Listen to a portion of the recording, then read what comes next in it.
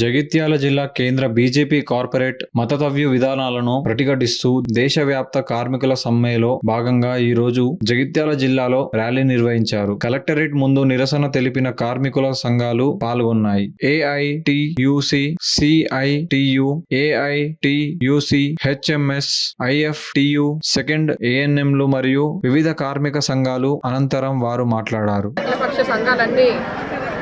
మరి ముందుకొచ్చిన తరుణంలో సెకండ్ అయిన అంశంగా మరి మేము ఏఐటీసీ ఆధ్వర్యంలో ఈరోజు మరి సమ్మెలో పాల్గొనడం అనేది జరిగింది.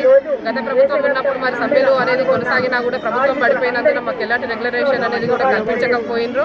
ఇప్పటికీ కూడా అది అట్లాగే ఉంది. వేతనాలు కూడా ప్రతి నెల సరిగా లేవు. మరి మాది ఏదైతే ఉందో స్వీయ అనుభవంగా 17 సంవత్సరాలుగా మరి మేము పనిచేస్తూ ఉన్నాము. ఇప్పటి వరకు కూడా రెగ్యులరేషన్ అనేది లేదు. అధిక పనిభారం. మరి ఇప్పటికీ కూడా చాలా మంది ఏఎన్ఎంలు మరణిస్తూ ఉన్నారు. ఏ బీమా కూడా లేదు. మరి ఇంకనైనా కూడా కలగలిసి ఇక్కడ స్టేట్ అంటున్నారు, లేకపోతే సెంట్రల్ అంటున్నారు. మరి మేము ఎక్కడి వాళ్ళము ఎక్కడ పనిచేస్తున్నాము? కరోనా టైంలో ఇంత కష్టపడి పనిచేసి మరి కరోనాను నిర్మూలించి మరి ముందుకొచ్చిన విషయంలో మేము ఇప్పటివరకు కూడా రెగ్యులరైజేషన్ అనేది లేదు. అన్ని రకాల స్కీమ్లతోటి రకరకాల పేర్లతో మమ్మల్ని పిలిపించి మరి ఒక ట్యాగులు వేసి మరి ఇప్పటికీ పని చేయించుకుంటున్నారు.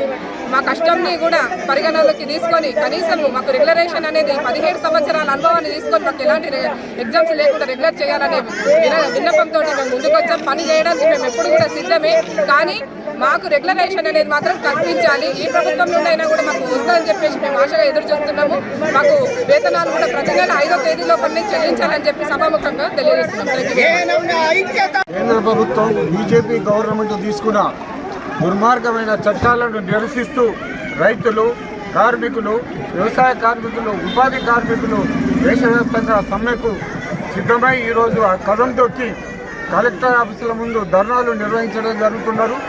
ఈ ప్రజా వెల్లువను చూసి ఇప్పటికైనా బీజేపీ గవర్నమెంట్ చట్టాలను రద్దు చేసుకొని కార్మికుల పక్షాన ఉంటుందా, లేకుంటే రానున్న పరిస్థితులలో తను గద్దె దిగేంత వరకు కూడా మరింత బలమైన పోరాటాలు చేసి హక్కులను సాధించుకునే వరకు ముందుకు పోతుందని హెచ్చరిక చేస్తూ బ్రిటిష్ వాళ్ళు ఇచ్చిన హక్కులను కూడా కాలరాసే దుర్మార్గమైన చట్టాలు తీసుకొచ్చిన కేంద్ర ప్రభుత్వాన్ని ఏ విధంగా మనం తూలనాడినా కూడా తప్పు లేదు. కాబట్టి ఇప్పటికైనా కార్మిక వర్గం యొక్క కదలికను, చలనను, పోరాటాన్ని గమనించి హక్కులను వెనక్కి తీసుకోవాలని, వాళ్ళు విత్డ్రా చేయాలని డిమాండ్ చేస్తున్నాం.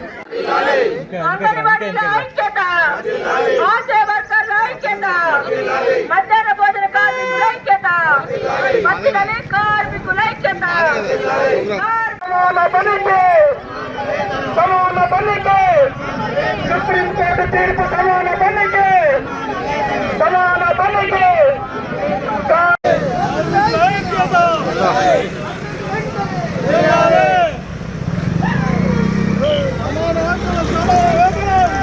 పెన్షన్ 10,000 రూపాయలు, ప్రభుత్వ సంస్థల ప్రైవేటీకరణను